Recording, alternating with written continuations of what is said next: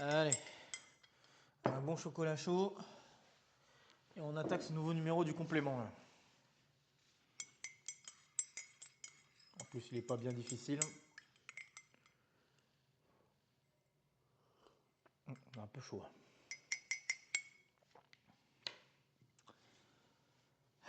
Ouais. Bon, mais je sais pas qu'est-ce qu'il faut lui. Ça fait un moment que je lui envoie des messages, j'ai pas de réponse quoi. C'est pas possible ça. Bon, bah, au pire, on fera sans lui.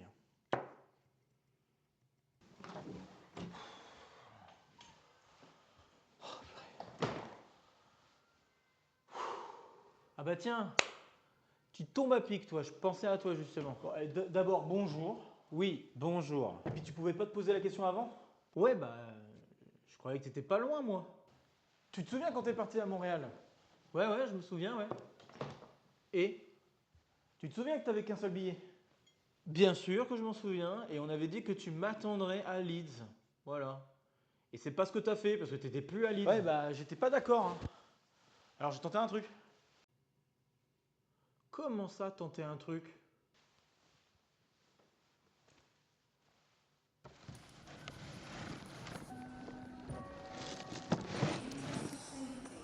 Quelle idée encore j'ai eue là? C'est pas possible. Ah putain.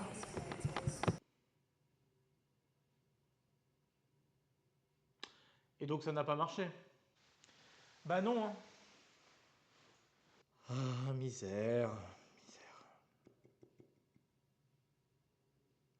Je comprends mieux pourquoi tu n'étais plus à Leeds alors. Qu'est-ce que t'as fait du coup entre deux? Bah, de la détention pendant quelques temps.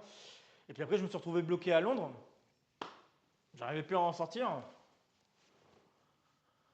Et puis en plus, j'ai galéré. J'ai voulu te retrouver à Leeds quand t'es revenu. Impossible. Enfin, ça m'a énervé quoi. Et bah, je sais pas comment, mais j'ai réussi à passer la douane.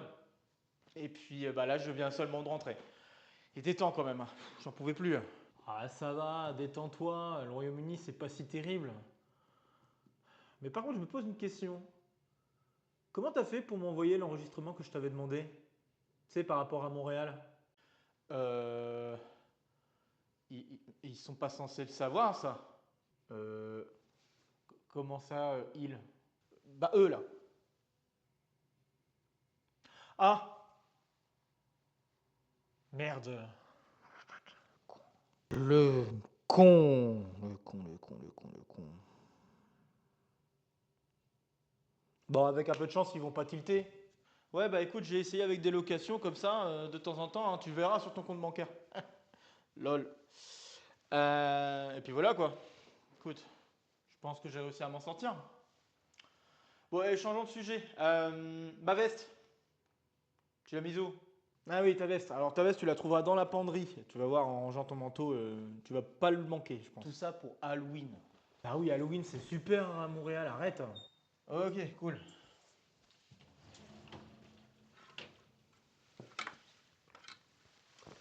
Tu veux un chocolat chaud aussi? Un chocolat? Ouais, pourquoi pas, allez. Super. Tu trouveras la casserole là, juste là. Si tu veux, tu peux te servir. Fais-toi plaisir. Ah, là voilà. Bon sang. Et tu t'apprêtais à faire une vidéo là? Ouais. J'allais faire un nouveau numéro du complément. En fait, j'ai fait un sondage auprès de mes téléspectateurs et téléspectatrices. Et à la suite de ce sondage, bah, le résultat ce fut de faire un nouveau numéro du complément.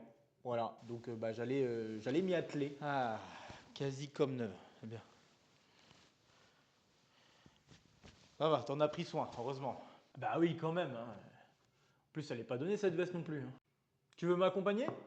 Ok, bon bah si tu me laisses un petit peu de temps pour me remettre un peu de mes émotions, prendre une douche aussi, ça sera pas de refus. Euh, Bah pourquoi pas, je veux bien te suivre. Écoute.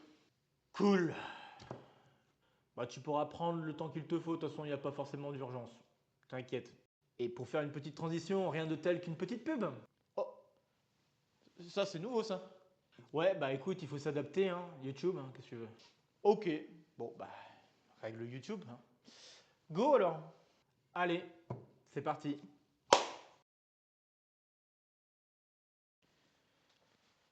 Ah, ça fait du bien d'être revenu un peu mieux là. Bon, ça fait plaisir de te revoir quand même, hein. Ok, un peu de proba, cool. Bon, t'es prêt? Bah écoute, c'est pas vraiment à moi d'être prêt, hein, c'est à toi de l'être, hein, donc bah quand tu veux. Allez, c'est parti. Bonjour à tous, j'espère que vous allez bien. Bienvenue pour ce nouveau numéro du complément, aujourd'hui numéro 9 du nom. Alors pour ceux qui ne le savent pas, les compléments ont pour but de revenir sur de précédents exos de colle ou petits exos de colle qui ont été traités sur la chaîne et de soit approfondir des notions qui sont liées à ces exercices, soit de proposer de nouvelles résolutions de ces exercices-là, voire même mener à des généralisations de l'énoncé de base. Aujourd'hui, c'est exactement ce deuxième pendant que nous allons faire ici et notamment revenir sur l'exo de colle numéro 8 qui était un exercice de probabilité dans lequel on avait pour but de voir s'il était possible de truquer 2 dés à 6 faces pour que la somme des résultats de ces 2 dés suive une loi uniforme sur tous les résultats que l'on peut atteindre. Ici, donc des valeurs qui vont de 2 à 12. Aujourd'hui, je vous proposerai donc une résolution qui va à la fois être une résolution très différente de celle proposée à l'exo de colle numéro 8, mais qui aussi va permettre de généraliser le résultat dans un cadre où on travaillerait avec 2 dés à n plus une face, ici ayant des valeurs comprises entre 0 et n. Bien, tu veux que je te laisse le soin de rappeler un petit peu la résolution de l'exo de code numéro 8? Hein? Quoi? Moi? Ah, je m'y attendais absolument pas, vraiment c'est très sympa de ta part. Bon écoute, si tu veux, je peux me lancer. Ok, alors pour l'exo de code numéro 8, comment ça fonctionne? L'idée générale est de considérer en fait les fonctions génératrices. Donc on va supposer que la somme donne bien une loi uniforme sur 2,12. Et puis, on va considérer la fonction génératrice pour la loi somme, qui est assez simple à calculer. Et on va considérer également les fonctions génératrices pour les lois données pour les résultats de chacun des 2D. Donc P1x plus P2x2, etc., etc., jusqu'à P6x6. Et on fait pareil pour le deuxième polynôme avec Q1x, Q2x2, etc., avec les PI et les QI qui donnent les probabilités pour chacune des faces. Alors la valeur de ces PI et QI n'aura pas beaucoup d'importance, mis à part le fait que ça doit être des valeurs réelles positives, mais à part ça, vraiment pas grand-chose d'important. Le truc le plus important, c'est surtout que via l'indépendance des 2D, qui est assez sous-entendu par rapport à cet exercice, et là ça va être un peu la même chose, on va supposer assez, enfin, j'ai envie de dire d'office par rapport à l'énoncé, que les 2D sont indépendants, et donc par indépendance, on sait que les fonctions génératrices se comportent très bien vis-à-vis de cette indépendance. C'est-à-dire que la fonction génératrice de la somme, ça va être tout simplement le produit des fonctions génératrices des deux variables. Et il va y avoir quelques petites propriétés à la fois polynomiales et à la fois fonctionnelles qui vont nous permettre d'amener à une contradiction. En fait, grosso modo, l'idée c'est qu'il va y avoir une question de produit de deux polynômes de degré 5 d'un côté, alors que de l'autre côté, nous avons un polynôme de degré 10, et pas n'importe quel polynôme, en fait, ça va être un polynôme lié aux racines 11e de l'unité. Et à cause de ça, on peut s'assurer que ce polynôme de degré 10 ne va pas avoir de solution réelle, tandis que les polynômes de degré 5 vont au moins avoir une solution réelle grâce à une question de TVI. Donc voilà, c'est assez rigolo à faire comme exercice. Et puis on va pas donner tous les détails ici, puisque c'est pas le but aujourd'hui. On vous invitera, je pense qu'il le dira lui-même, on vous invitera à aller jeter un coup d'œil à l'exercice avant de regarder un petit peu plus en détail la résolution d'aujourd'hui. Bref, voilà, je te laisse, tu peux poursuivre. Bon voilà, donc on va pas s'amuser à réécrire tous les détails de cette résolution, il y a déjà la vidéo pour ça, donc n'hésitez pas à aller jeter un coup d'œil au lien en description et notamment pour revoir l'exo de colle numéro 8 et y voir d'un peu plus près la résolution qui avait été proposée utilisant donc ces fonctions génératrices. Aujourd'hui, on va attaquer une autre résolution beaucoup plus élémentaire que celle qui avait été faite dans l'exo de colle numéro 8, mais qui est pour le moins astucieuse. Bon, vous pouvez me rétorquer que déjà la résolution pour les fonctions génératrices c'était assez astucieux, mais là je pense que c'est tout aussi astucieux puisque faut avoir pensé au fait que certaines configurations ne peuvent pas s'obtenir en jouant avec des réels positifs non nuls.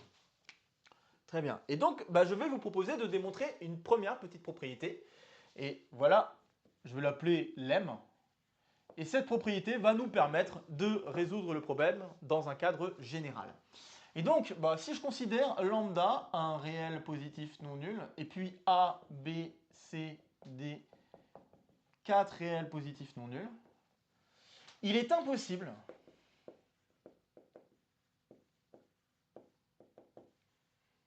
que les trois conditions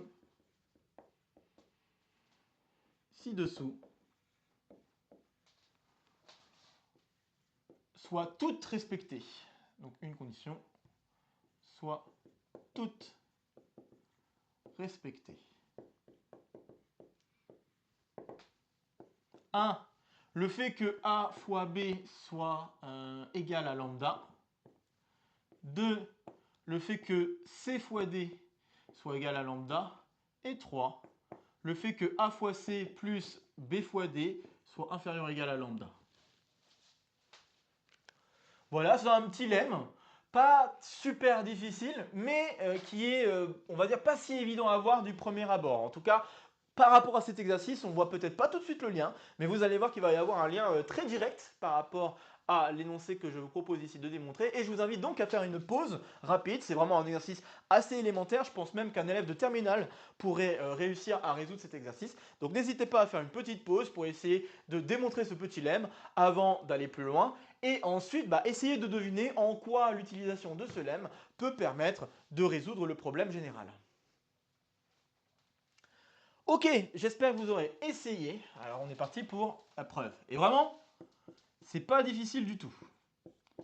En fait, l'astuce, c'est de considérer le produit A fois B fois C fois D. Donc si je regarde A fois B fois C fois D, deux choses se produisent. D'une part, je peux assurer que A fois B et C fois D étant tous deux égales à lambda, eh bien, le produit des quatre réels va me donner lambda carré. Ok. Mais ce produit, je peux très bien le réécrire autrement. Je peux très bien le réécrire comme A fois C fois B fois D. Et le problème est que A, C, B, D sont tous des réels positifs non nuls.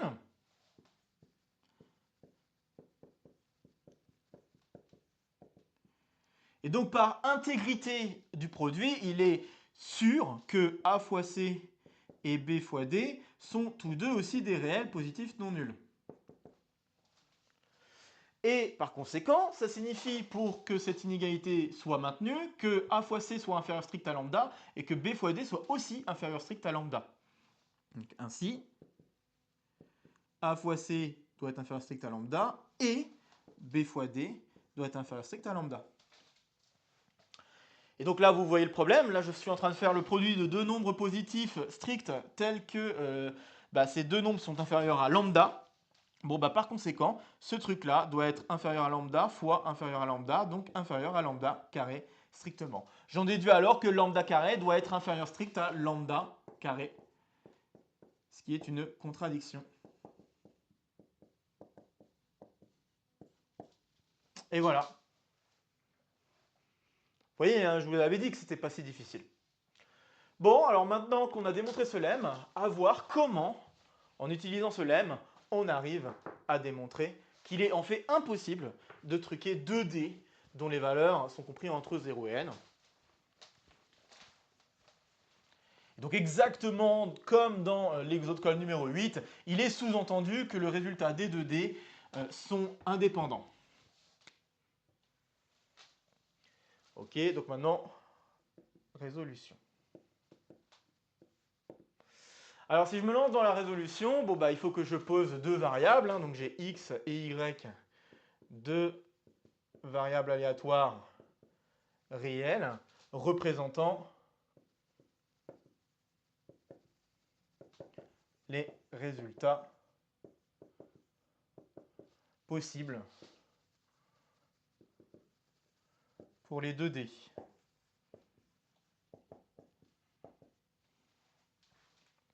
Donc on notera que x de oméga, tout comme y de oméga, ce sont des valeurs allant de 0 à n. Et donc on va regarder, alors bien sûr, je vais le dire tout de suite, je vais supposer, dans ce cadre,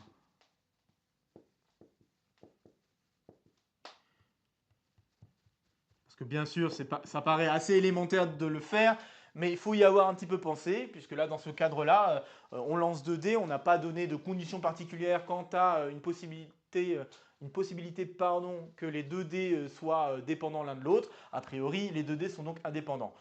Donc là, c'est ce que je veux juste écrire. Dans ce cadre-là, on va supposer que x est indépendant à y. Ok, alors maintenant, je vais noter S, la variable somme. Et donc, qu'en est-il si je dis soit, je sais pas, m, un entier naturel, Qu'en est-il si je demande quelle est la probabilité pour que S soit égal à M? Bon, bah, si je regarde d'un peu plus près, pour que S soit égal à M, il faut que je connaisse la valeur de X et la valeur de Y. Et donc, bah, ce qu'il faut, c'est que la somme des deux valeurs que j'obtiens pour X et pour Y donne M. Donc, je vais devoir faire la somme pour I plus J égale M. Et bien sûr, avec la condition que I et J sont tous deux compris entre 0 et N. Je vais devoir faire la somme de ces choses-là, enfin, indicer de ces choses-là, pour x égale i inter y égale j. Et là, le fait d'avoir l'hypothèse que x et y sont indépendants l'un de l'autre me permet de réécrire cette intersection sous la forme d'un produit de probabilité. Donc là, je me retrouve avec somme, i plus j égale m, toujours i et j compris entre 0 et n, j'ai dit. Et je veux probabilité que x égale i fois probabilité que y égale j. Alors maintenant, quel est le lien avec le lemme qui est au-dessus? Eh bien, ce n'est pas si difficile à voir, il suffit de bien choisir la valeur de m pour lequel on veut calculer la probabilité. Par exemple, si je commence avec m égale 0, donc pour m égale 0, je vais avoir la probabilité que s égale 0 qui est égale en fait, finalement, à p de x égale 0 fois p de y égale 0, puisque c'est la seule possibilité pour des entiers i, j compris entre 0 et n que la somme de ces deux entiers fasse 0. Donc, très bien. De même, p de s égale n, 2n, pardon, il va y avoir qu'une seule possibilité, c'est de prendre les deux entiers comme étant égal à n. Donc là, je vais me retrouver avec p de x égale n fois p de y égale n. Très bien.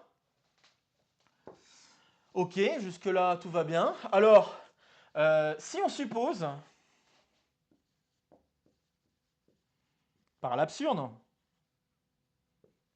ça on devait s'y attendre un petit peu, qu'on devait faire de l'absurde, que S suit une loi uniforme sur 0, 2n.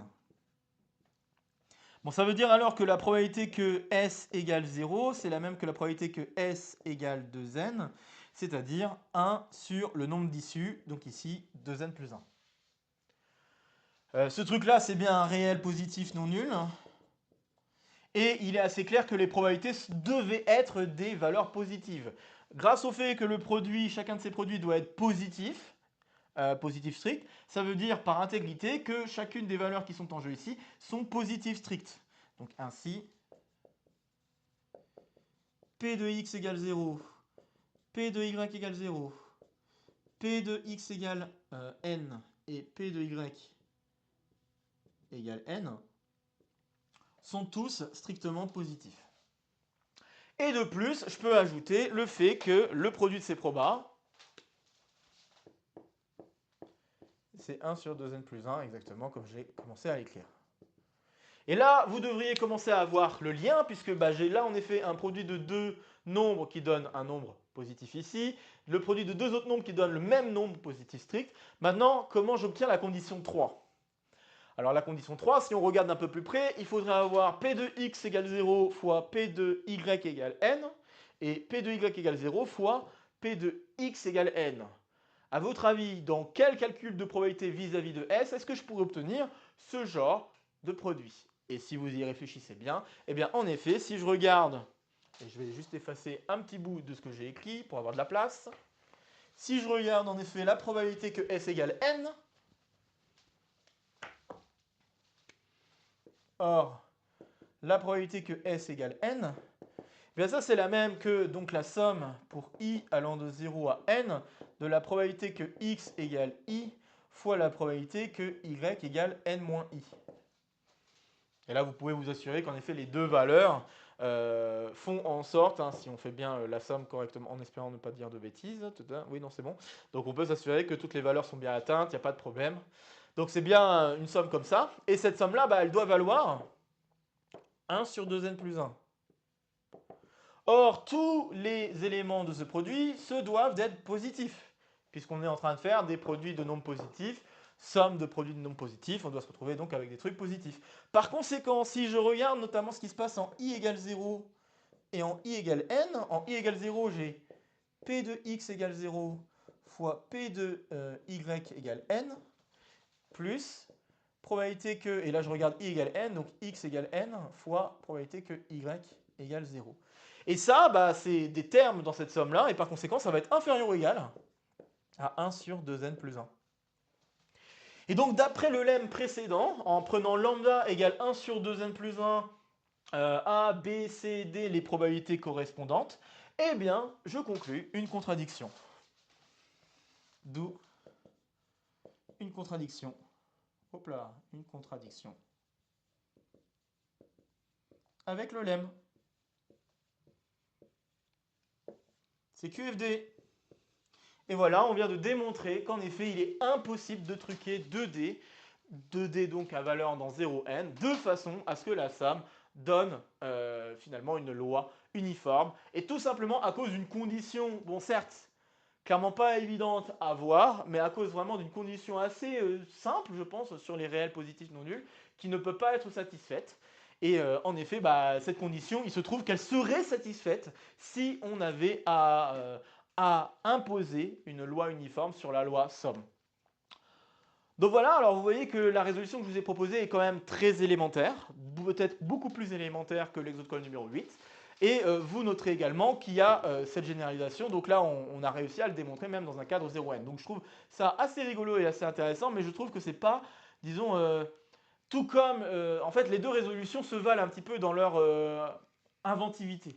On va dire ça. Parce que c'est pas si évident de voir que cette propriété-là ne peut pas être réalisée pour des réels positifs non nuls. Donc ce lemme-là n'est pas évident à restituer. Et de l'autre côté, il n'était pas évident de penser aux séries génératrices et d'arriver à conclure grâce à une question de TVI, en gros. C'est quand même assez surprenant.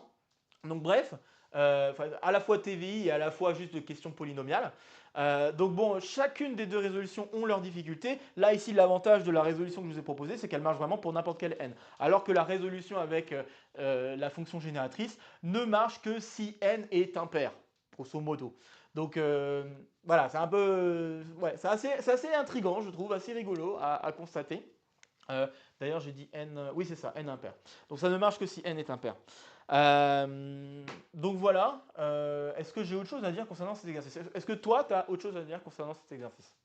Non, bah écoute, j'ai pas grand-chose d'autre à ajouter. Je pense que tu as dit ce qu'il fallait. En effet, il faut vraiment penser au fait que les deux résolutions sont quand même assez subtiles l'une par rapport à l'autre. C'est juste que d'un côté, on fait vraiment de l'algèbre et on utilise en fait une propriété algébrique vis-à-vis des fonctions génératrices. Et de l'autre côté, eh bien, on fait appel à une petite astuce d'inégalité qui peut apparaître quand on travaille avec les probabilités. Rien de très spécial par rapport à tout ça. Donc voilà, bah écoute, je te laisse conclure. Ok, bah je pense que c'est le bon moment de conclure. Donc comme d'habitude, n'hésitez pas à partager la vidéo si vous connaissez des camarades qui pourraient être intéressés par cette vidéo ou par le contenu de la chaîne de manière plus générale. N'hésitez pas à laisser en commentaire vos questions, vos remarques, vos retours concernant cet exercice. Ça fera toujours plaisir de discuter maths avec vous. Un petit pouce, ça fait toujours plaisir. Ici, ça sera pour me soutenir. Ici, ça sera pour vous abonner. N'oubliez pas d'activer la clochette. De nouvelles vidéos vont se proposer à vous pour continuer à faire le tour de la chaîne. Et sur ce, je vous retrouve très vite pour de prochaines aventures mathématiques. Portez-vous bien et à très bientôt. Tchuss!